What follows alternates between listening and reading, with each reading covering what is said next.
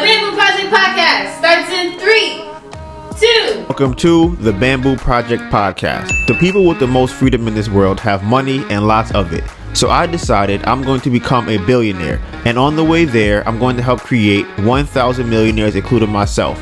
And not by being a guru or selling a course, but by doing the things I already love to do every day and documenting the journey to get there. I figure I'll make all the mistakes so you don't have to. My name is Donovan Gray, and this is how I will turn my life into a living. I'd like to start off by giving a shout out to all the people rocking with us and supporting the channel. We really appreciate you. We are currently streaming on all major streaming platforms such as Apple Podcasts, Google, Spotify, Anchor, you name it, we on it, and if we're not on it, we're about to be on it. For everyone listening to this podcast and not watching it, you can find us on YouTube at The Bamboo Project. We have over 400 videos on our channel. You want to learn real estate? We got that. You want cooking tutorials inspired by Dr.Sebi? We got that. Travel and lifestyle vlogs? Got it. You want makeup and hair growth tutorials? Got it. Basketball? Got it. It's everything us. All the parts of the journey that don't make it to YouTube will be on our story, and you can find me on Instagram at Donovan Gray, DONIVANGRAY, and my phenomenal, beautiful, amazing girlfriend Anita Byrne, ANETABURN. The Bamboo Project is about turning your life into a living by making money off the things you already do every day. We made different playlists for all the things we are into, and you can find all those links in the description box below. This may be your first time here, and if it is, welcome to the family. But for everyone else, this is chapter 2, page 89 of this story. This podcast has 4 different segments. We have the life update, episode playback, Donovan's questions, and the topics of the day. All video and audio timestamps will be in the description box below. Today's date is November 30th, and it is 4:40 p.m. So before I get into life update, I always like to start off with the screen time to see how much time I spent on my phone last week. All right, so over last week, the average amount of time I spent on my phone was 7 hours and 29 minutes.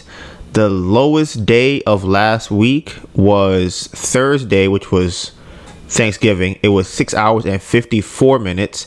And the highest day for me was Wednesday, the day before Thanksgiving, and that was 10 hours, which is high.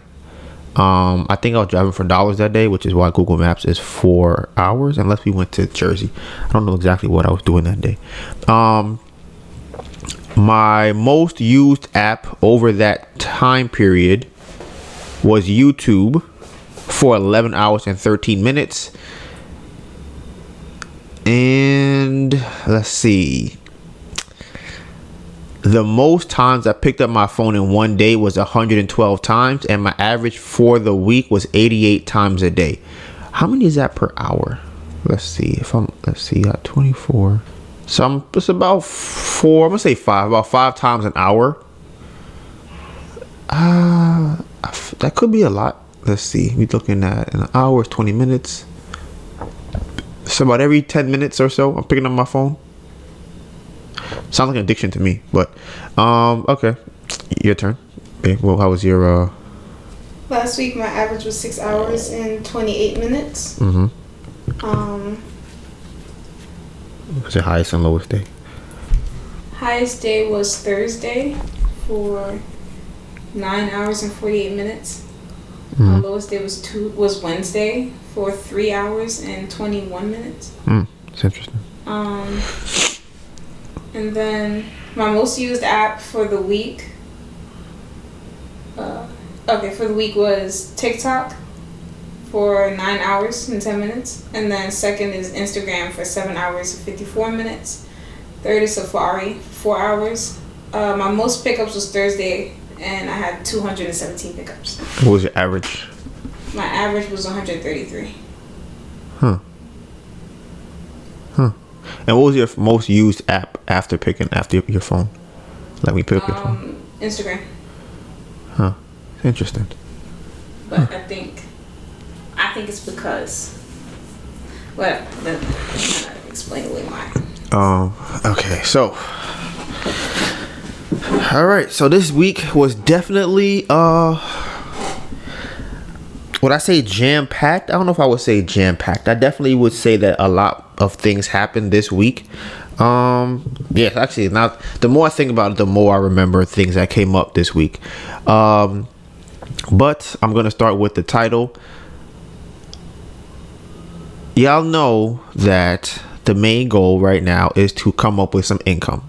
Okay, that's the goal right now for when we decide, not when we decide, for when we move to Atlanta. We already decided we're moving once the lease is up. So when that time comes, we're going. However, we don't have a large amount of income that I believe will be able to qualify us for housing when we get down there, right?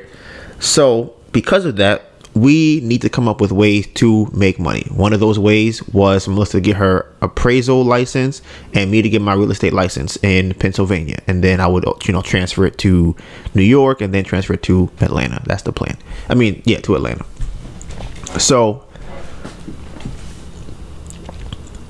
yeah, I already seen the last couple of weeks of how ridiculous it's been to even try and schedule my real estate exam. It was just like, trying to schedule it was harder than it should have been, and I had to send in paperwork to try to schedule it. So before I could even schedule it, I had to wait 2 weeks to send in paperwork, and then after I did that, I could finally schedule it, and then I had to wait after that to actually take my test. So last week, I think I scheduled it for last week Thursday. Did I schedule it? I think I scheduled my test for last week Thursday. I want to say, yeah, it was definitely Thursday in the morning, right? I did not know it was Thanksgiving. One thing about me that I've realized over the last, 10 years, I'm 27. I'm gonna say about 10 years. I don't really celebrate holidays like that. So to me, I don't remember what days are holidays: Christmas, New Year, Thanksgiving, Valentine's Day, my birthday. The only reason that I know Halloween, the only reason why I know these holidays exist is because somebody else comes to me and tells me. I don't plan anything for them because I usually have something else I'm trying to do. So I actually scheduled that exam on Thursday, forgetting that it was Thanksgiving. So for everybody who's been here for the amount of time, I don't know how long, everybody's been here for a different amount of time, a year, 2 years, somebody may be here for a week, couple months. But if you haven't been here for a while, I'm going to tell you the running theme of the Bamboo Project is that nothing goes as planned. Nothing goes the way it's supposed to go. Even the simple task, for whatever reason, become annoyingly complicated. So I finally did everything I need to do to schedule my exam to take my test, right? Now, Thursday morning, I believe I scheduled my exam for sometime in the morning on Thursday. I forgot the exact time because after a previous conversation with my sister, she said that she thinks that I operate better in the morning, and I believe her. I feel like, even with the podcast, I feel like my brain works better in the morning. I wake up around like 4:30, 5, and I try to get things done around that time. I feel like, invigorated around that time. So I figure, this would be the best time for me to take my test, in the morning time. So I do a little bit of studying. Mind you, I have not actually studied for my exam in a long time because if y'all remember, I was under the impression that my exam or my coursework would be canceled, that I would not be able to log back in and read and study what it was. Come to find out that actually was not the case. I still have access to the coursework without having to pay again. I believe I only had to pay if I did not finish the actual the testing for that course.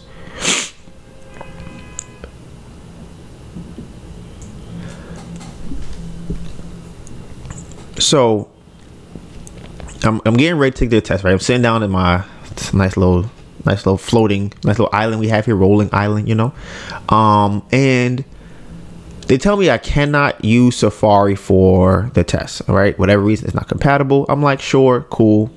It don't really bother me. I gotta use Google Chrome. So they also tell you have to be signed into that app or website at least 15 minutes before the exam starts and no more than 15 minutes after the exam starts. So, all right, I'm like, okay, cool, I'm ready. So I'm there, 15 minutes early. I'm waiting. I'm signing in. They want you to you got to record the whole room with your laptop. Then once you do that, you have to record your arms. You got to pull your sleeves down. They want you to record your glasses in case you, I don't know. I think it said to make sure that they are acceptable to be used for the test. You have to make sure there's no earbuds in your ears. They want you to, what else was it? Show underneath the desk. And then you got to move your phone so they can see you move your phone somewhere else, right? So I do all of these things. I'm ready to take my test. I'm like, okay, I haven't studied really in a long time, but I got a little bit studying in before. We should all be good now. So I fill everything out. I'm like, okay, boom. I did fill everything out. I did all the videos I had to make for them. I did the picture they needed me to do. So now I'm sitting there, okay? I believe my test was at 9. I think it was either at 9 or 10. So I'm sitting there, right? 5 minutes go by, nothing. 10 minutes go by, nothing. 15 minutes go by, nothing. 20 minutes go by, nothing. So I'm just staring at my screen like, okay, what do I do? Like, I don't know. I fill everything out. It told me to wait for my exam sponsor to start the exam. So I'm like, okay, I don't know who that is. I'm like, who's my exam sponsor? I didn't pick an exam sponsor. Nowhere along this process of me having to schedule my exam did they say, hey, you need to pick your exam sponsor. So I go, okay, I'm just waiting. Now I'm getting close to the time where they say that you have to start your exam within that 15-minute period after the exam starts. Nobody is emailing me, texting me, calling me, nothing. So now I'm just like, okay, I don't know what I'm supposed to do. And I remember in real estate, you're supposed to have a sponsor when you apply for a brokerage, right? A brokerage is where you'd have to work when you're a new licensee. So I'm like, I assumed I would have to wait until after I passed the test because you get your sponsor because that sponsor helps you to more or less apply to a brokerage. That's what I was under the impression of. So I'm sitting there like, damn, do I need to have my sponsor before my exam starts? Is my sponsor going to be the person that watches me take my exam online? I'm like, I don't have a sponsor. I don't even know where to get one at this point. And I definitely can't find one now with I have 5 minutes left to get one. So I'm just like, okay, obviously I need to just call the company and see like, hey, what's going on? So I call the company, right? And like I told you earlier, I don't really remember holidays. I don't care about the holidays. And honestly, I didn't even really remember like it was Thanksgiving. Like, oh, how people don't work on Thanksgiving until I called them. And I didn't even get a person. They just said, or the machine just said, you have called outside of our normal business hours, right? So I'm like, outside of your normal business hours? I'm like, maybe it's too early. So I'm looking at I'm like looking. They said that they said they're open. I think it was 8 o'clock. Cause I remember they said I had to call them at 8:30 a.m. Pacific time. So whatever that is to Eastern Standard Time, that's what it was. So I'm like, all right, I'm gonna call back. Because at this point I already knew I'm not gonna take my test because I'm already past the limit and they're not answering the phone. So now I'm just like, bro, this is crazy. I did all the preparation, did the video, downloaded the browser, the secure browser they wanted me to download, and I still cannot take my exam. So now at this point, I'm just thinking, okay, I need to find my sponsor. So they not answering the phone. I go online and I'm like I'm like Googling, going on YouTube, how to get a sponsor. So I figure out, okay, a sponsor is what I thought it was, a person that helps you to get into your brokerage, where you're going to work at. So I hit up some people on YouTube, somebody I've watched before. Her name is Lillian, or I think it's Lily Chuckweezy. That's her name. Lily Chuckweezy. She's from Philadelphia, coincidentally. And she didn't respond the first day or two. So now I'm like, okay, I don't know what to do with my exam because I don't know how to get a sponsor. So she finally hits me back like 2 days later. Again, it's Thanksgiving. So she's like, yeah, I've never really heard of you having to have a sponsor to take your exam. Maybe they mean a proctor. And she asked me to send her a picture of what I saw. And it said to have an exam sponsor. She was like, I'm pretty sure that's a proctor, not a sponsor. So I'm just like, okay, whatever. Like this was supposed to be, get on your computer, input the video and the picture, and just take the test. That's what it was supposed to be. Right now, I'm like 3 or 4 days past the time I'm supposed to take this test. So honestly, the following day, I tried to call, and they also were closed on the day after Thanksgiving. Then it was the weekend. When the weekend came, they only were open for a certain period of time. So I didn't get to actually talk to somebody, I think, until Sunday. And when I finally talked to somebody on Sunday, they informed me that there's actually a technical difficulty with the website, and somebody was supposed to, from their company, start the test. So that means I was supposed to have taken my test already on Thursday. It wasn't nothing I did wrong. It was literally something wrong with the computer. But I was wondering, which would be crazy to me, if the person didn't show up because it was Thanksgiving and there's actually not supposed to be exams that day. Like that would be crazy to me. But again, in the Bamboo Project, anything can happen, as we've seen. So I finally talked to somebody, and they said, okay, we're gonna try and get you to take your test again. We're gonna reschedule it, and you don't have to worry about paying for it. I'm like, all right. This sounds great, right up my alley. I don't want to spend any more money. This is good, right? So they scheduled my exam for today, which is Tuesday, November 30th at 9 o'clock a.m. Again, you remember I told you early in the morning, I like to try and do the most work I have. So I figure if I put my test early in the morning, it's going to be good for me, right? Now, again, like I said before, I have not been studying. I just felt like, I'm one of those people that I'm like, you know what? I could just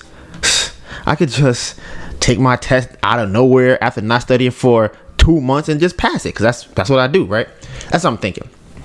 So Tuesday comes. I'm like, you know what? I'll do a little bit of studying because, why not? Just to freshen up on how good I am at taking tests. So in the morning, I wake up at like 5. Like 6, we're about like 6 a.m. right?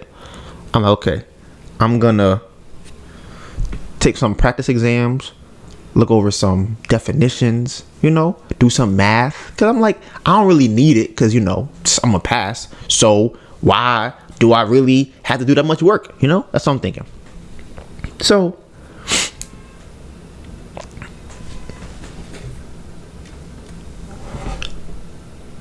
it's now 8:30 comes around.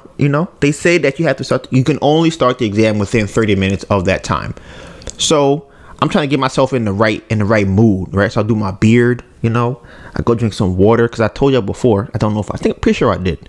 My morning routine consists of, I have to wake up, I drink 20 sips of water, all right? And then I write down in my book what my plan for the day is, what my to-do list is, right?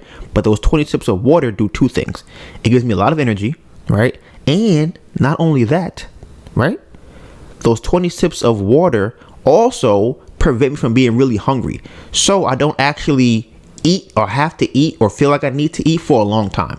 So it's kind of a way of fasting in a sense. And you already know how good fasting is. If you don't, alkaline food, you know about the, okay.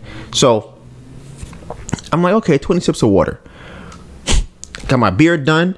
But also, as y'all may or may not know, I wouldn't say I'm the best with time, right? I wouldn't say I'm the worst, but I definitely would not say I'm the best. So I'm cutting it real close with my beard getting done, right? But I'm still, I got my conditioners in my beard. I'm getting ready. I'm sitting at the computer doing all the little videos I have to do again, and I'm combing my beard and so on and so forth. All right, so now it's time for the exam, right? One of the rules for the exam is you're supposed to be in a quiet area with nobody around you.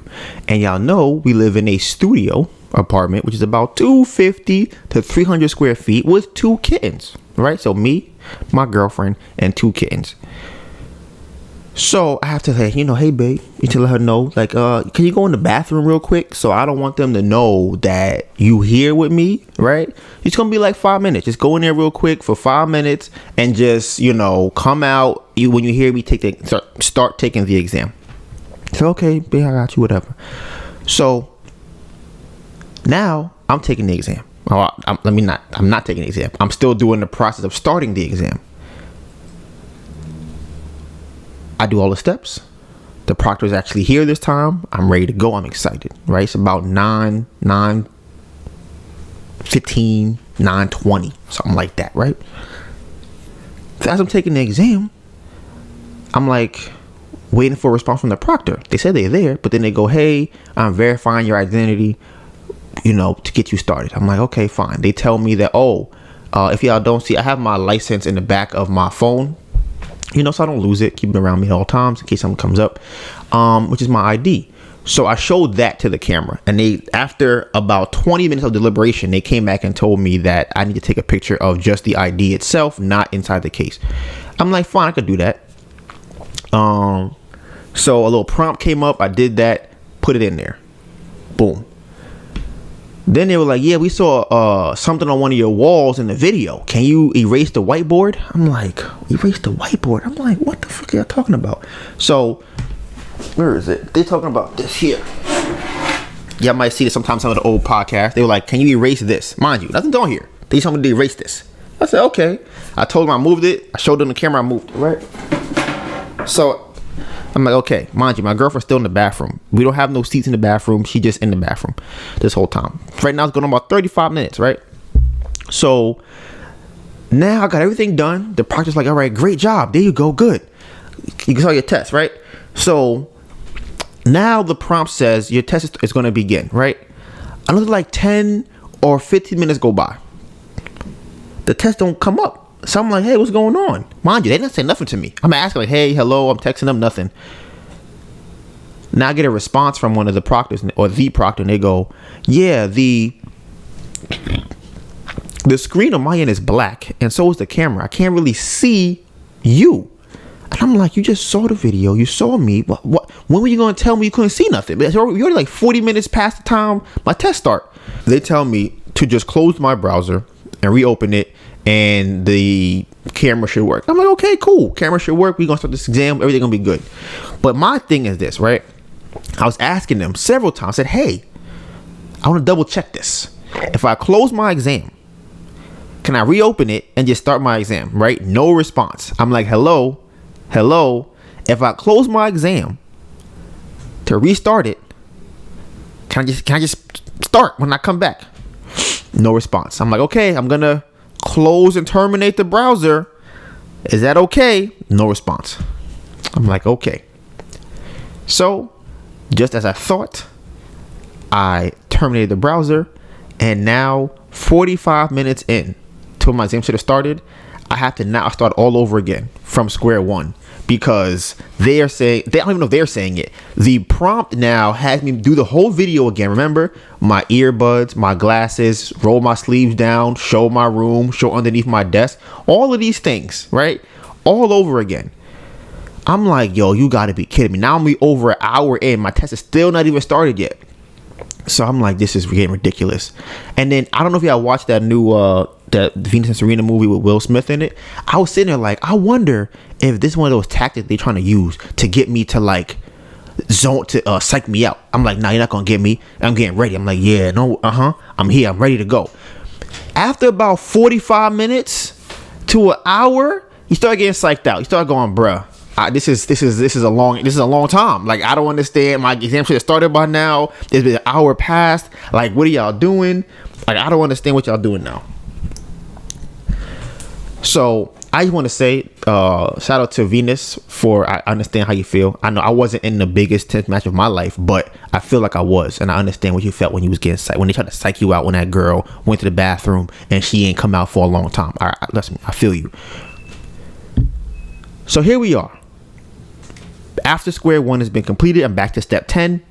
The proctor, a new proctor, is here, right? They ask me like, hey, how you doing? I'm your proctor for your exam, blah, blah, blah. And I'm like, fam, I just did this whole thing. Can you start my exam? Please, God, start my exam. So my exam finally starts. Finally, right? After all of this nonsense for the last 2 weeks, my exam finally starts. So I go, okay, taking my exam. Mind you, I just studied a little bit before the exam. Not a lot, just a little tiny bit. So, as I'm taking my exam, mind you, my girlfriend has been in the bathroom this whole time. So before the exam starts, right, the whole hour and change, I'm like, can I use the bathroom? Because on the exam, it says you cannot move, don't whisper, don't mouth the questions, don't look around, just take the exam, right? And you cannot go to the bathroom, you can't drink nothing, you can't eat anything. You feel like you're in solitary confinement or jail just while I'm taking this exam, right?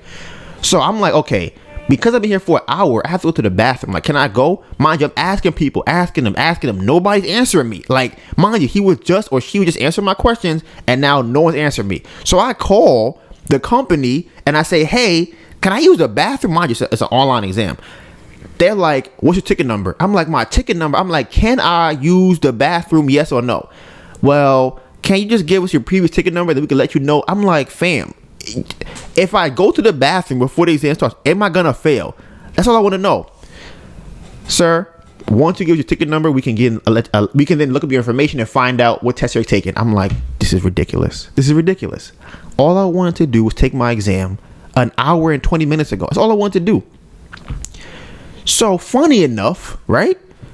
The proctor who I was texting saw me on the phone and he goes, oh yeah, you can use the bathroom. I'm like, fam, I've been trying to talk to you for like 15 minutes and you ain't respond back to you to go to the bathroom. Now that I had to call somebody who told me he had to write you, I use the bathroom. He's like, yeah. Then I get a text that goes, oh yeah, no problem, you use the bathroom. So now I'm just like, this is getting ridiculous, right? So I go to the bathroom and I see my girlfriend sitting on the floor. You would think that she was being abused or shooting some type of R&B video. She was sitting on top of the scale, like knees to chest, with her iPad on the tub, just watching videos, right? So I'm going to the bathroom. She's like, "Can I come out yet?" I'm like, well, not yet. Like, not exactly, but I got to pee, and I'm gonna let you know what's gonna go on. So I come back from the bathroom, right? And then the proctor was just like, "Hey, the one on that I was texting, he says to me, yeah." I'm gonna need you to turn your phone off or hang up now that you talk to the whatever or whatever. I'm like, oh yeah, I bet now that you see what I'm doing, you want me to turn off my phone, right? So I go, cool. So he go, okay, now you can take your exam. So I text Melissa, I'm like, hey, you can come out the bathroom. She don't have her phone, so Melissa don't even know the test starts. Melissa's still in the bathroom, right? So I don't know what she, like I said, she's just in the bathroom in depression, I'm assuming, because it's just sitting on the iPad was on 3%. iPad died. Phone not in the bathroom with her. And then even before that, I was trying to find a calculator for the exam, right? A calculator. I'm sure I enunciate my words enough. So can't even find that. Now I think it's kind of funny too for new people who just move into a house. Yeah, just my younger people out there. I'm pretty sure older people probably have this, but how many young people just have a calculator in their house when they move in? I know we've been here for 3 years, but that is not. We have a phone. And we have a bunch of other laptops and whatnot. We do not have a calculator in this house. We thought we had one. Can't find it. The exam says you cannot use the calculator for the exam. You cannot use any type of whatever they said, foreign article. I don't know what they said. Some whatever words, right? So now I'm taking my exam. I finally, after 2 weeks, 3 months of all of this ridiculousness, mind you, I applied or paid for this course back in like May. All right. So this course should have been done and completed 5 months ago or 6-7 months ago. It is now November, damn near December. It's December tomorrow, I think, or the day after tomorrow is December. I don't know how November works. I told you I don't know the days. So now we're here. I'm taking my test, right? All right, Melissa come out of the bathroom. She's on the bed. Now we at this part of my exam where I have cats. My cats are on a schedule of eating every 4 hours or so, right? That's their schedule. And anybody who has cats knows how cats get. I don't think dogs get like this from what I remember, but cats seem to act like they are about to die if they don't eat at the time period they're supposed to eat. So now my cats are going crazy, right? They are running around the house, right? One of them is on a table trying to lick the plate that's on the table, right? Another one is jumping up and down the cat tree. They're chasing each other. They have the bells. They're running around. And I'm just like, I don't want to look at them because I don't want to fail my tests. So I'm like, I feel like they're running around. Like, I know they make a lot of noise, right? So as I'm taking my test, right, Melissa is reading a book. So all I hear is, I'm like, what the fuck is that? Right? So I'm like, okay, I'm looking around because I'm like, I don't know where that sound's coming from. So I turn around to see my cat Rock on the stove eating food out of a pot. His head, now mind you, they are not allowed on the counter or the table or the garbage can. So for him to get on the garbage can. It's the first red issue. Then jump on the counter. Okay, now he's eating food. Like, he's breaking all the rules he knows he's not supposed to be doing. Every single rule, right? If he was a child, is when he would get a beating. This is 100% of the time that if he could talk, I would explain to him why he's getting a beating while he was getting a beating. That's what I would have to do. So I'm like trying to signal Melissa, like, cause I don't want them to see me, because again, they think I'm doing it by myself. They don't think anybody's with me. So I'm like waving my hand, like I'm shaking the sprinkler bottle, the squirt bottle, like, hey, look over there. So she didn't see him. So like I said, I didn't want to look at her and then mouth anything, because then I might fail my exam. So I'm trying to avoid failing my exam. That's my whole goal. Don't fail the exam. So now she gets him off the counter, right? So now they decide they want to get toys and bring the toys over to me. Now they come over to me with this bell and they ringing it all crazy next to me, and I'm just like, yo, I'm like, you got to be kidding me with this, right? So finally, I guess they calmed down to some degree, because like I said, as much as a cat can that's hungry. So people who don't know, there are two exams. There is the state exam, and then there's the national exam, right? So before I take my test, it says 3 hours, 180 minutes you have for the exam. I'm like, all right, cool, I'm ready, right? Bro, why, like, my exam started at like 10:30. Why, like, by 10:50, they're like, you got 20 minutes left. I'm like, I got 20 minutes left. A little problem come up. I'm like, how I got 20 minutes left? It's only been 30 minutes for a 3-hour exam. I'm like, there's no way I have 20 minutes left. So I text the person like, hey, it said I only have 20 minutes left. What's going on with that? Thinking they're going to be like, oh, it's a mistake. They're like, no, you have 20 minutes left. I'm like, how many questions do I have left? Because I'm like, maybe the questions I have left are incorrect. Maybe I have like 4 left and I just don't know. Mind you, it's supposed to be like 130 questions. I'm on like question 41. So I'm just actually, no, I'm lying. I'm on question 41, and I'm just like, you know what? Maybe it's gonna end at 50, and I just didn't even know. Right? That's what I'm thinking. Fam. I was on 31. I was on 31. That's what I was on. So I'm thinking, it's about to end real soon. I got 20 minutes. I'm like, yo, I can't answer another 65 questions or so in 20 minutes. Like, there's no way. Even if I did one question a minute, I'm not getting it. It's not gonna happen, right? So the proctor tells me, yeah, that's it, you got 20 minutes left. And I'm like, so how many questions do I have? And this is what I hate people do when you're working with customer service. They don't tell you, I can't tell you that. They just say something else like, damn, that's crazy, like something like that, where they don't tell you, I'm not allowed to tell you that. So I'm trying to figure out, like, hey, how many questions do I have left? They're like, my apologies, I don't know about your exam. I'm like, you the proctor, how do you bruh? I'm like, how do you not know about the exam and you are the proctor? So I'm asking, mind you, I keep asking the same question again. He gives me the same response. I don't know about your exam. So I'm like, when you say you don't know about the exam, does that mean at this current time you don't know? Like, you're going to go look for information, or you just don't know about it? His response was the same thing. I do not know about your exam.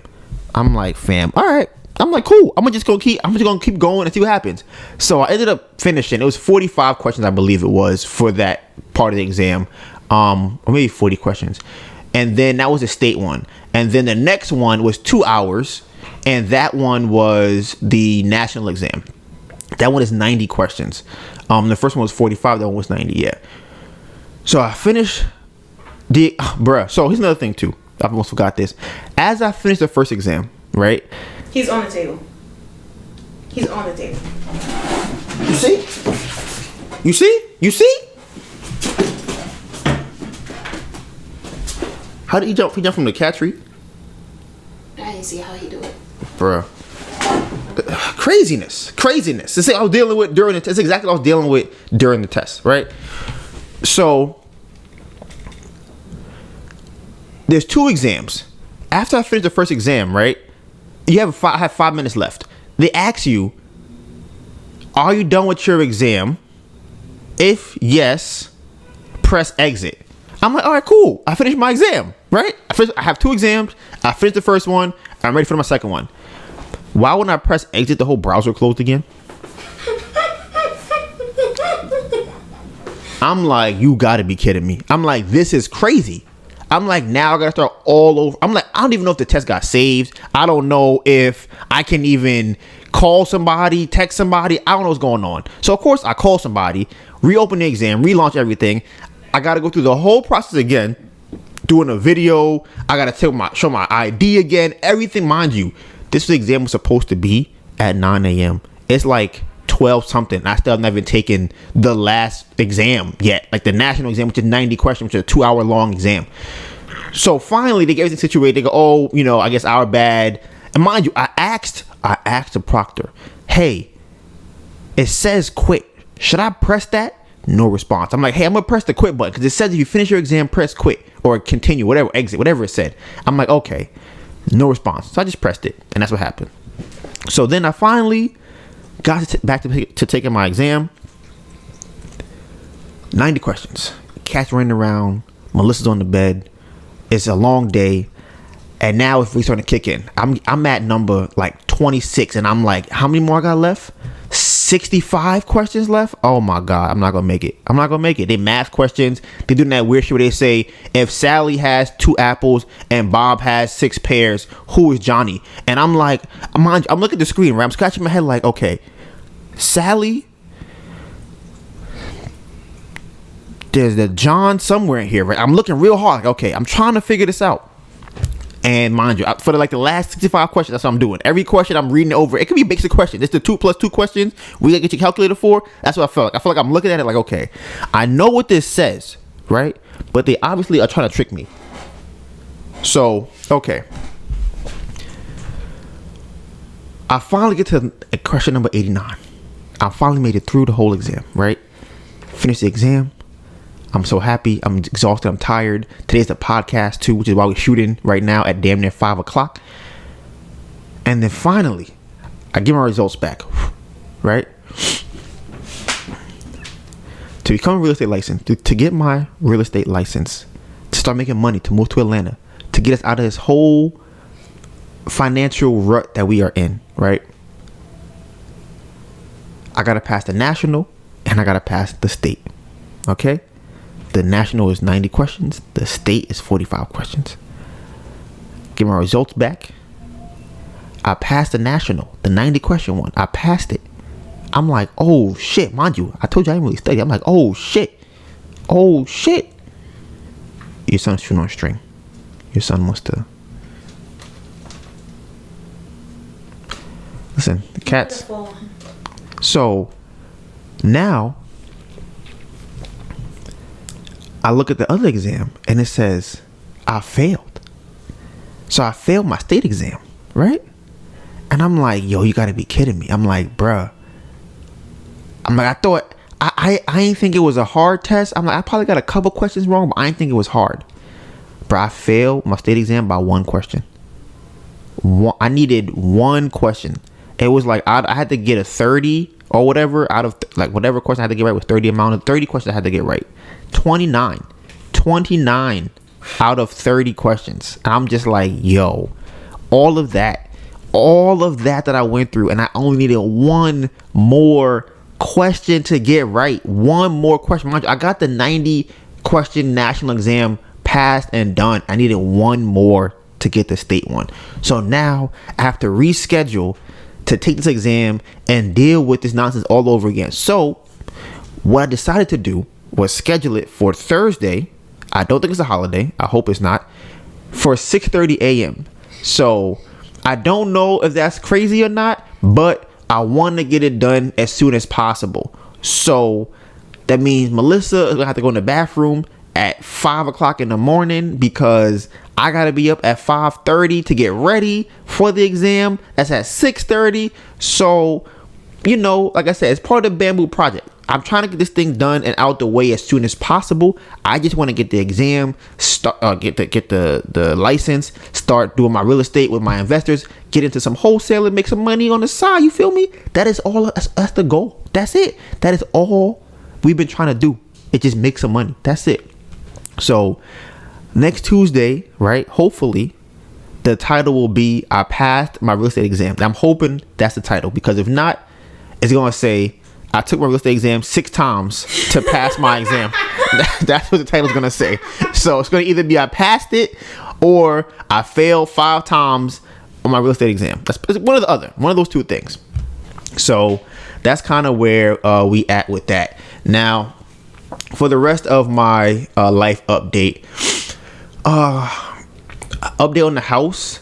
HVAC is done, so that means heating and cooling is done. We got the central AC. All right, so you got the little, you have the little holes in the wall. I'll probably put a picture up, y'all can see it. And it's like we have the ducts, the metal ducts. Like, our house gonna be nice. Like, you gonna wanna, like, why would you not want to live there? And we get these nice stairs that are gonna come in too. So, shout out to my guy. The house almost done. Like I said, next is insulation and drywall. And that's, for me, that's what I feel like, okay, we've gotten to that point where we can see the house. Like, for the last 6-7 months, all you've seen is bricks and dirt and trash and garbage and just a mess everywhere. A hole in the roof, no roof, wall messed up, roots growing in through the brick wall, all types of craziness, right? Somebody stealing our water heater, which again, doesn't this sound crazy? I'm telling you, when I do my first interview with somebody else, I'm gonna have to like get a list of all the nonsense we went through. I'm not like unnecessary nonsense that we went through this whole time. And they asked me, hey man, how has it been, your journey to get to where you are? I'm gonna pull out my hear ye scroll. I'm gonna read down every single ridiculous thing we had to go through. But HVAC is done, so now I have to send out another inspector to go to the house to get the lender to send us the money to then pay the contractor to do more work. Fucking ridiculous. So that's where we are with that. Now also, this will be the first time saying this, okay? Y'all know what our plan has been as far as getting the financing. And honestly, I'm not gonna lie, I think we did it. I think we made it out. Like, I'm pretty sure we have enough money to get us out of the situation. Now, here's why I say that. Okay? The reason why I say I think we're finally out is because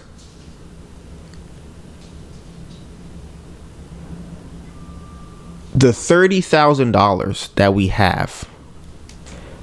had, right?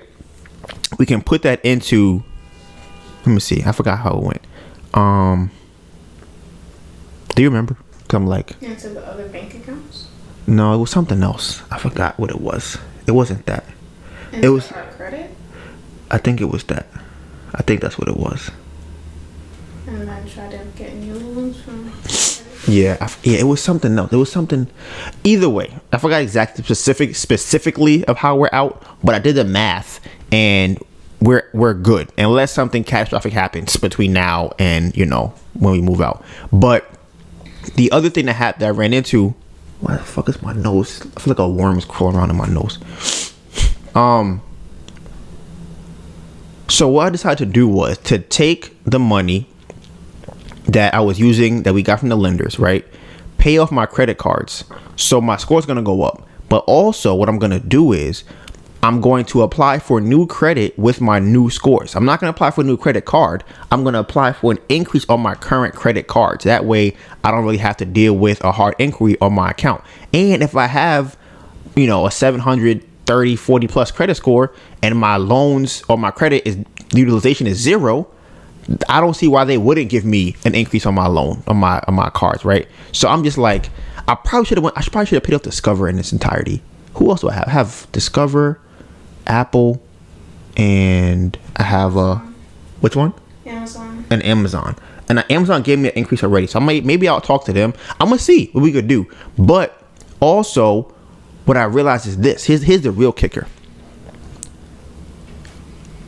When we refinance the house, we don't have to pay all that money back to the lenders immediately. They're going to take the money out of our account every single day. So all the money that we spent on the renovation, we're going to get that back first. So we're going to get that extra $50K back into our account. That would have been our profit, but it's still going to be technically, going to the lenders. But we have a runway to pay them back. So we have like 4 months to pay them back the money. And because they take money out every single day, the amount that we owe them will be a lot less when that time period comes.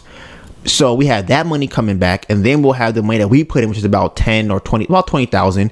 And then my mom and my sister put in about 20 and 10,000. So we get all that money back. So we're talking about honestly close to like $100,000. That math sounds about right. like 50 for the house renovation, not including the whatever profit we have, which is probably like very small. And then the money we put up, the money my mom put up, and the money my sister put up. Yeah. So we're looking about 100K. The house costs 116 to buy. Right now we're at 120 for renovation. Let me not say that. It was 167. That's where we're at. And we refinance it.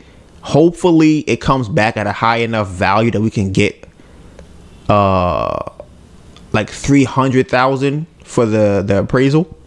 And then hopefully with the appraisal we can get a 75% or I want an 80% loan to value, which means they're going to give us 80% of the value of the house. And I will go to different lenders if I have to get that, because that will give us about $240,000. Yeah, so that's the plan right now. And I was talking to, I think her name was Ruth Eris in the comments earlier today. We were actually talking about this earlier in the week, Melissa and I, about doing an FHA loan, because we were looking at houses in Atlanta and they're like $340,000 for a 4-bedroom, 4-bathroom, 4,000 square feet. And I'm like, we have the money to pay for it, right? As far as the down payment, especially with an FHA, and we could definitely afford. I mean, the paperwork right now is just how can we get the income to afford that? But I think we obviously could figure it out because we've been finessing the last 2 years anyways. But the plan before that was to pay like 6 months of the rent up front for the place that we're going to stay at, to then, because all we need is a place to work and make money. Like, all we need is a place. We're going to make the money. Just give us a place to work at where we can be comfortable. We have a bedroom for me, bedroom for Melissa, bedroom for both of us, and then the cats maybe get a room depending on how well we're doing. So that's where we at right now. Shout out to Turo. This is, I want to put that out here. Y'all know that we are listing our car on Turo, or a car that we bought for Turo. We got an amazing review, like an amazing review. I want to read it to y'all because the review is so fire that I feel like this is why we do what we do. Like, we do it for the people to know, like, oh wow, we really care about the business. So this is what she said. She said, the bamboo project exceeded all of my expectations. This was my first time using Turo, but not my last. They were very detail oriented, from the personalized note to the Wi-Fi password. The little treats and extra precaution they put into the cleanliness and safety was wonderful. Communicated with me and responded fast. I'd say book with Bamboo Project. They set the bar high. Amazing. Okay, amazing. I think her name is, I can't pronounce that. Maybe it's Alicia. So Alicia. I think it's probably Alicia. So another thing on life update, tried the wholesale on Fiverr thing.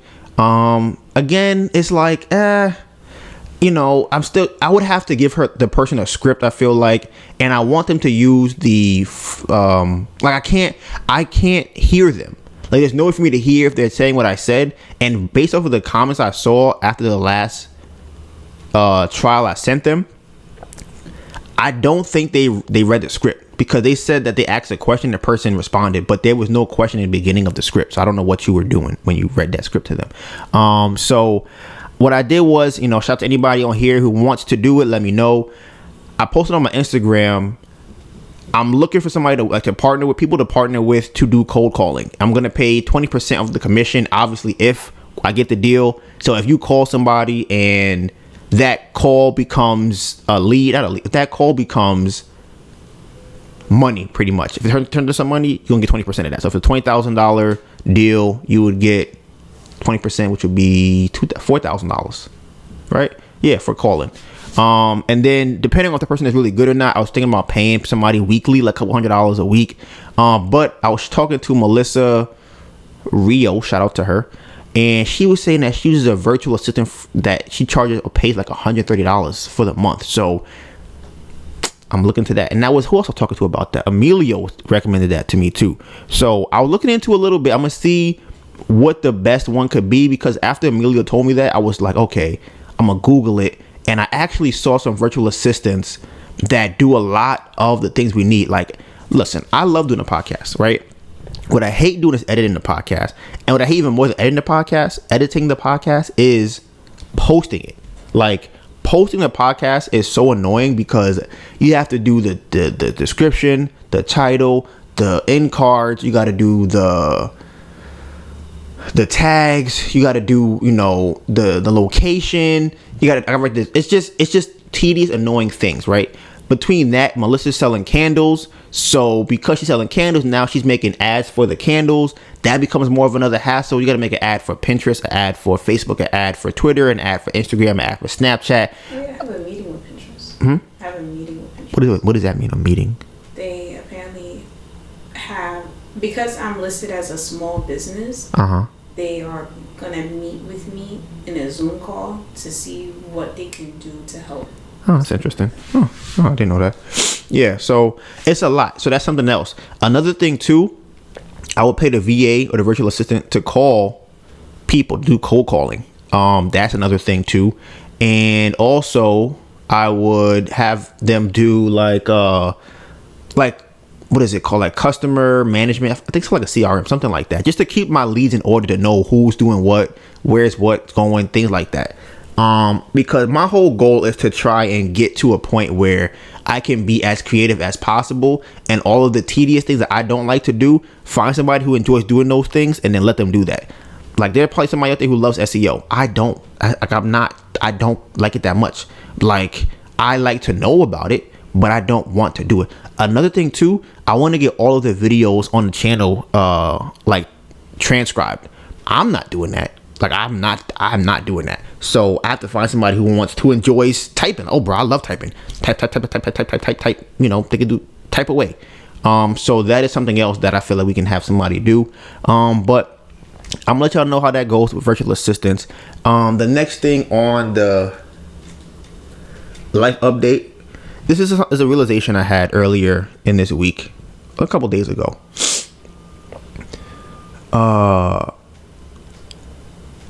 If somebody asks me, can I do something, right? I'm always like, yeah, I can do it. Like, I can clean. I can, what can I do?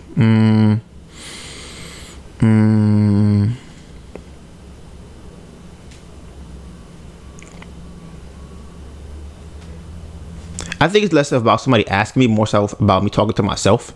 Like, I'll tell myself, yes, I can clean. I can stick to a diet. I can brush my teeth 3 times a day. I can shower twice a day. I can make my own food. I can do those things, right? But for me personally, what I've realized is a better question to ask myself is, what can't I do, right? And what I mean by that is, there are certain people who can't not cook their own food. There are certain people who can't not leave food out, right? Like, they're like, listen, I can't go to sleep because there's a plate outside the sink. I can't go to sleep because I didn't brush my teeth, after I ate. There are people like that, right? And I always think, because I know that I can, if you say, hey, Donovan, go brush your teeth 3 times a day, I can do that. But I'm not at a point where I can't not do that, where I'm like, nah, I can't go outside today, I didn't brush my teeth. Like, with my beard, there are people I know who are like, yo, I have to do my beard every day. I have to do my hair every single day. I have to, clean my face every day. I can't go outside unless I do that. I just don't feel right. I'm not those kind of people. And I think when I frame it like that, to ask myself, is this something that you can't not do? Then it helps me to understand, like, okay, now I know what things that I feel like I should be doing, or how would I put this? I think it lets me understand where my holes are and my flaws are, because the things that I can't, or the things that I say I can do that I can't not do, are things that I should work on more. So I'm gonna give you an example of something I know that I can't not do, right? I can't not, I think that's right. I'm gonna try to clean that up. I can't date a girl who does not try to better herself. Like, my body won't let me do that. Like, I'll get so disgusted by dating somebody that I feel like does not want to become a better person. And if you ask me, Donovan, you telling me you can't date a girl that, you know, is lazy and don't want to do nothing, don't care about herself? I'm like, I could do that, but I have it. For me, it's one of those things that it's way easier for me to not date somebody like that. So it's way easier for me to not clean than it is for somebody else. Somebody else might come into a house and be like, I have to clean every day. I have to clean this. I'm not that. So my whole thing was just pretty much, when I frame it from that standpoint about the things that I feel like I can't not do, then I realize, okay, these are the things that I'm either good at or the things that I feel like I have to do. And what it really shows me again is I'm probably lacking in the things that I feel like that are not those things. So I hope that makes sense. I don't know if y'all got what that means, but that's kind of something I've been kind of working with over the last week or so. But yeah, that's it for life update. And so I did not listen to the podcast this week or today, but I listened to it last week when I edited it. I was very exhausted last week, and the only thing I really have to say about last week was I more or less forgot the whole week. Like, it just kind of went, like, it was one of those, like, damn, the week went by already. That's crazy. What happened? That's kind of where that whole thing was at. But I was just exhausted. Like, I was like really tired type of situation. But that's that. And now on to the next segment of the podcast. So I'm gonna do some quick ones that I feel like for people. I think that with TikTok, I'm pretty sure I've brought this up before. I don't know if I have. People who are new, this will be your first time hearing it. I really feel like TikTok is the last frontier of social media. And I guess unless you want to include like the metaverse and stuff like that. And the reason I say that is because I feel like the purpose of social media is to squeeze as much attention out of us as possible, right? And to get us into a state of nonstop dopamine, to get us into a state of overworking ourselves, right?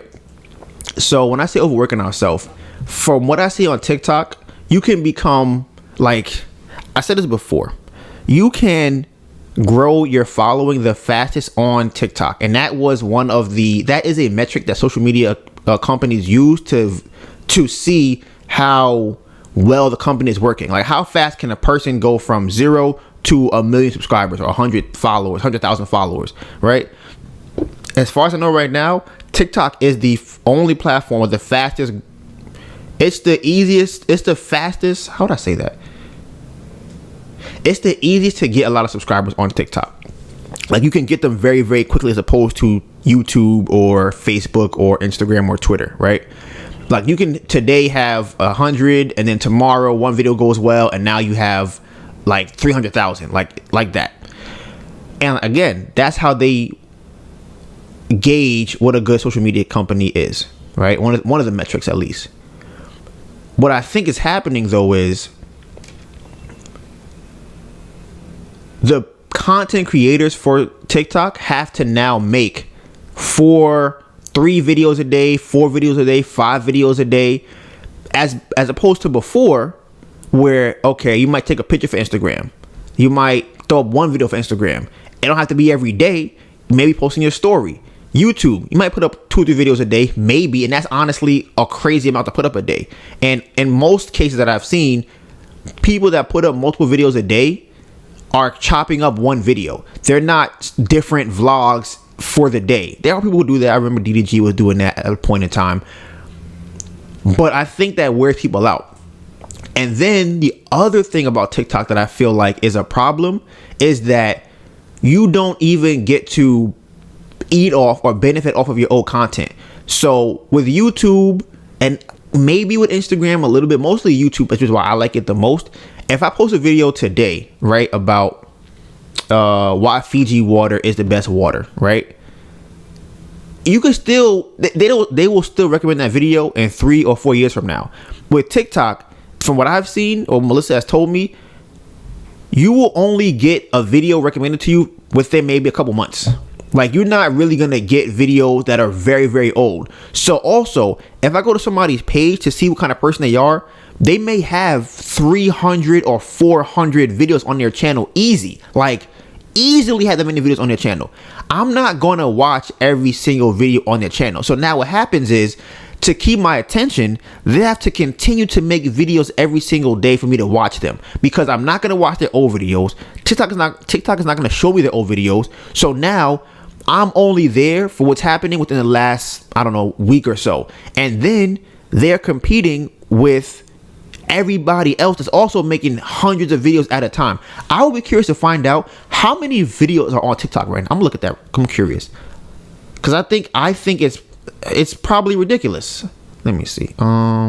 Okay, get this. This is crazy. This is actually crazy. This is actually insane. Oh, let me see the YouTube. This is actually crazy. I mean, if it's comparison to YouTube, that's comparable to how many videos are on YouTube. That's still wild. But I don't know how many. I don't know. I'm gonna check. I said if it's comparable, like when you see the numbers, like if it's close, that would be wild, because YouTube has been around for I would like to say over 10 years now. Let's see. See, they don't do it by the amount of videos. Yeah. So I don't even know what that means. Who, TikTok? YouTube. So it says 576,000 hours are uploaded daily on YouTube, right? Here's the number. What do you think the number is on TikTok? How many videos do you think are uploaded every day on TikTok? Yeah, like 2 billion. So maybe I'm reading this wrong. So hold on. Yeah, I don't know if I'm reading that right. They wording this really crazy. Okay, so this is the more, I guess, comparable metric, which again is still somewhat crazy. All right, so this says 2021. YouTube, which has been around for 10 years, right? This is almost 5 billion videos are watched on YouTube every single day. Okay, 5 billion videos are watched every day on YouTube. TikTok is 1 billion videos are watched every single day on YouTube, on TikTok, right? Now, the reason I think that that's crazy is because the videos are shorter on TikTok. So you have to make a lot of videos to be watched. Is it that would it be easier to do? It would be easier. It would be easier to watch more videos if they're shorter. Yeah, I'm trying to figure out, because nobody gives that metric, and I don't know why they don't. I guess they don't want to compare the two.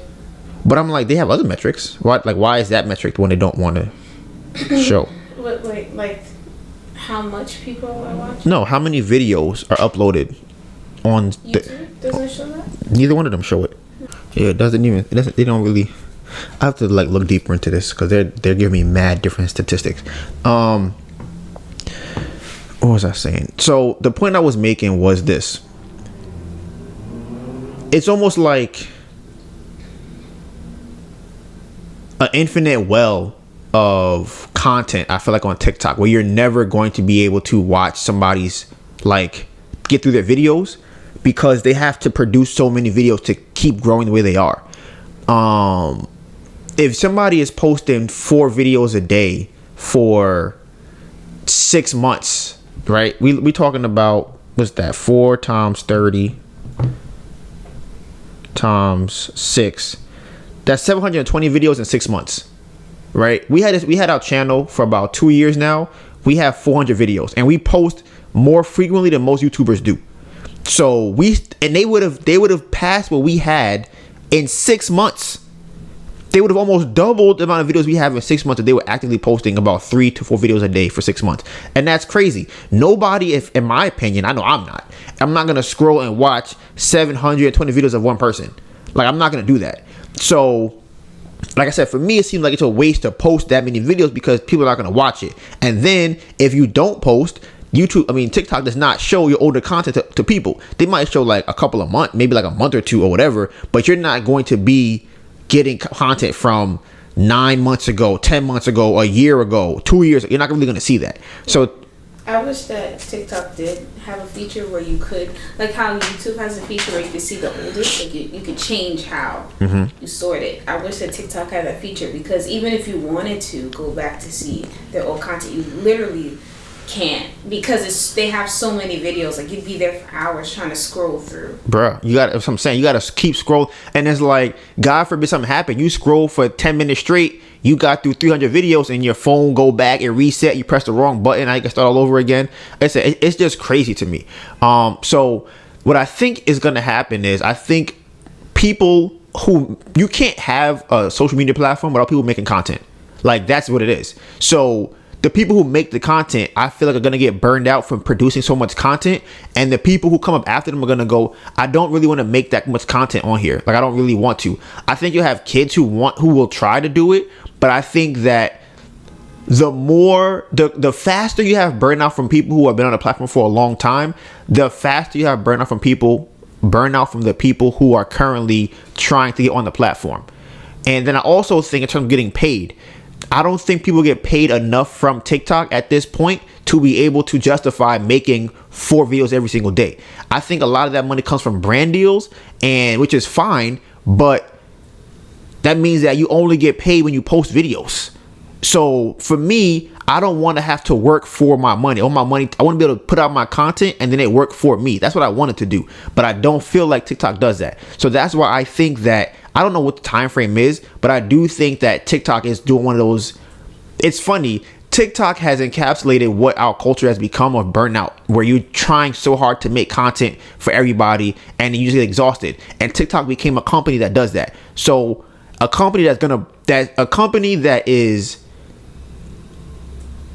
pushing burnout is going to get burnout faster than other companies, and that's what's going to happen. And I mean, you can't avoid it. Like, they don't have, I don't see them doing things that are like slowing people down from posting 4 videos a day.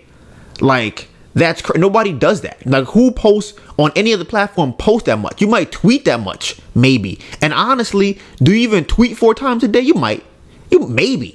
When you make a video, you have to edit the video. You have to reshoot it over and over and over again. Like, most people don't just throw a video up and it's just good to go. And then it's like, okay, you have a video, right? You done made 100 regular videos of you walking a dog, you go into your car. Nobody watch those videos. So then finally, you get one video to pop off, right? And that does not mean that all of your old videos are going to now get popping. You might have some, because again, TikTok's not going to show all 500 videos you posted to get to that point. So now you got to do what? Make more videos to get more people to watch the new video. I don't want to be in that game. And like I said, I think that it's going to cause burnout. Now, for me, I think the best way to do that is to, again, chop up content. Make a video for YouTube that is, an hour long, 30 minutes long. And then you could make 40 videos out of that for TikTok. And I don't have to actually make those videos for TikTok. I make one video and it counts for 40 videos. That's how I look at it. So, that was one of the topics I had for today. And then another topic I had today during the week was this. So I might do two more topics. Because one of them is kind of long, so I don't know if I'll be able to get it in here. But this one I feel like is something that's kind of important to me. So since I've been driving for dollars, which is, driving around the neighborhood for like 4 hours a day or so, trying to get like 100 properties or whatever. One of the videos I listened to said to listen to understand, not to give a solution, right? And actually, I think I might have been in the car with Melissa when this happened. She might have got out the car when I heard it. And they were saying that the best CEOs, a lot of CEOs listen to give a solution because that's their job, right? So what makes you a great CEO of having solutions does not make you a great partner, right? Because a great partner listens to understand, right? Not to give a solution. So I bring this up because I know for me, that's a huge problem. I always hear somebody talking about a problem, and my first instinct is, how do we solve this problem? How do we make this problem not exist anymore, right? And it doesn't make any logical sense to me to talk about a problem without a solution, to like not try to get the solution to it, right? And another tidbit about logic, I heard another video I was listening to, and the guy was saying that there is no such thing as logic, or logic is subjective, because you have to figure out what the person's goal is. If we have two different goals, then logically we're gonna have two different steps to get there. So if I'm talking to somebody and they're trying to have a conversation about their problems, want me to listen, logically me giving a response or me giving a solution is not going to solve that, what they want.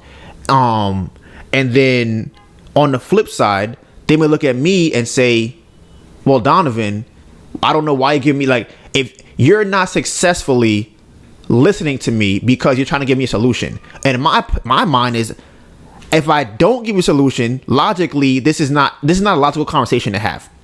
Okay, this is a little side note for that. Now,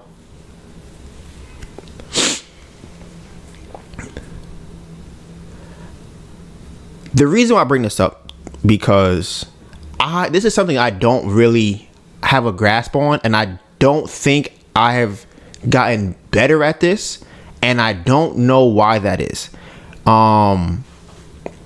I don't know why that is. So I was dating a girl, I think I was like 19 or 20, right?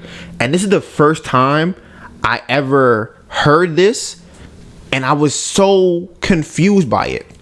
We were talking on the phone, and she was talking to me about her mom and an issue her mom had. Like, her mom was like cutting her phone off or threatening to cut her phone off or something like that.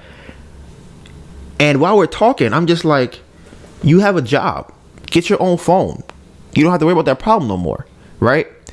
And she was like, no, it's not. I don't want to do that. And I'm just like, but then why are you complaining about your job? I mean, about your mom, if you don't want to buy a new phone. Like, I don't understand what's happening, right? And I'll never forget that conversation, because she was just like, the reason I'm telling you this is not for you to give me a solution. It's for you to hear what I'm saying. And I'm just like, I'm confused. I'm looking and I'm just like, what does that even, I don't know what that means. Like, my brain does not, I can't make sense of that. Like, I don't understand what that means. You have a problem. You talk about the problem frequently, but you are not doing the thing to solve that problem. Why not? Like, my brain, that is something I cannot grasp. And I think it's interesting because they said that makes a successful CEO, because your job is to solve problems, but that's not what makes you a successful partner. They say there are very few people who can do both, but I'm clearly not one of those people. It doesn't make sense to me. Like, I just don't get it. But it's one of those things where, like I said earlier, where I can't not give you a solution. My body acts strange. My face starts to scrunch up. My body language changes. I'm fighting against myself to give you a solution for your problem. And to then look at you in your face while you give me a problem, knowing I have a solution, feels like I'm doing you a disservice, because I know information that can help you, but I'm not giving it to you. And that's where the dilemma comes in, because it kind of goes against who I am as a person to help, because you would rather just talk about the problem. Because for me, I think it's crazy if I come to somebody, tell them my problem that I have, and they go, yeah, you could do it, you can get through it. And I'm like, but you have the answer to my problem. Like, you know what I'm doing wrong, you know how to help me stop doing it, and then you don't. So then this ties into another topic of the day, which is about asking somebody if they want your opinion. But here's the other thing too. I feel like I'm being disingenuous if somebody's talking to me and telling me their problem, and I'm like, yeah, yes, because I'm like, what am I doing? Am I listening to them? What kind of conversation is this? I don't know how to approach that. So I feel like a lot of guys are very similar to that, because we naturally go, oh, you have a problem, here's a solution for it. And I think there's a disconnect between men and women on that problem. Why do you say that? Which what I say with the last part, the disconnect. Because I don't feel like, I feel like women talk to get what they to express how they're feeling about something. I feel like men do that too. Okay, what do you mean? Like, give me an example of that. Because it's like, an example of that would be like,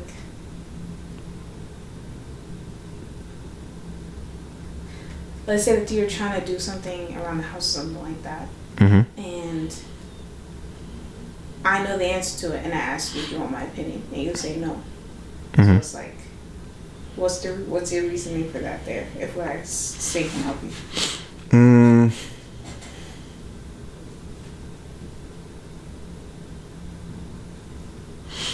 I wanna figure it out myself. And so that could be also where the person is coming from too.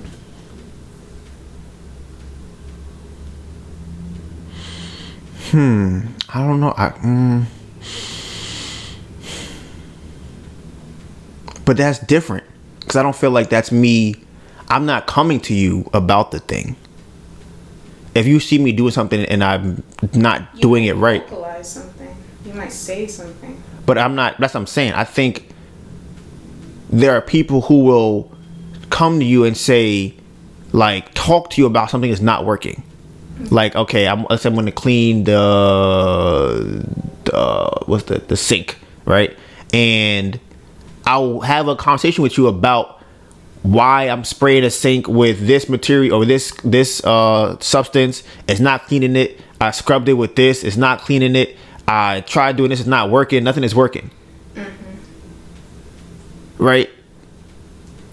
At that point, I would give a suggestion. I would be like, well, if I know that substance you're using is water and you should be using a cleaning agent, I would say you should probably use the Clorox instead of just water. That would clean it more.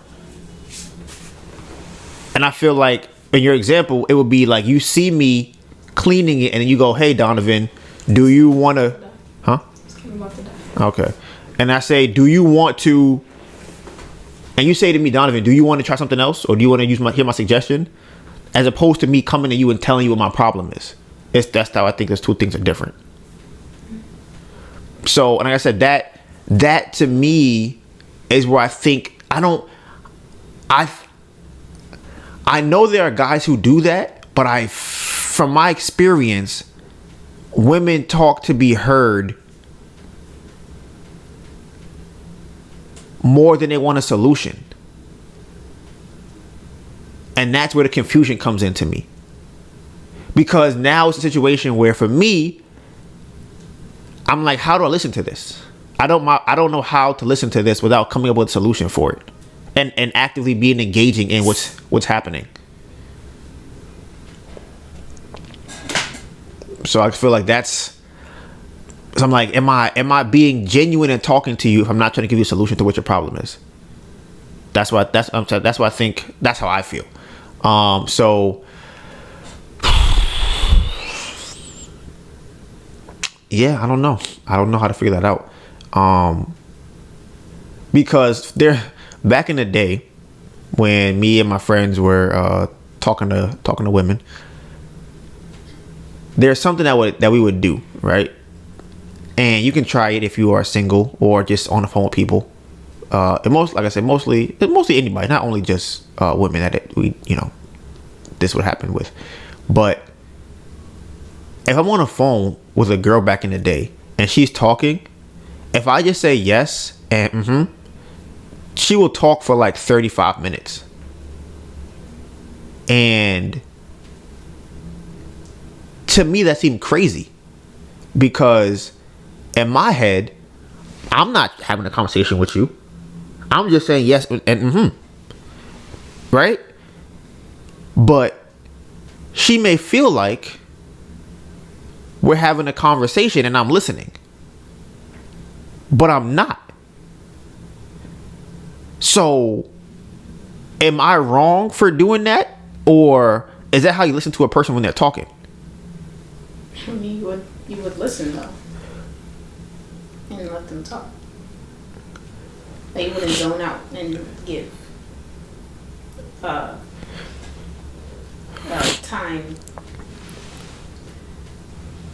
timely mm-hs and uh-hs. But why am I listening? What am I listening for?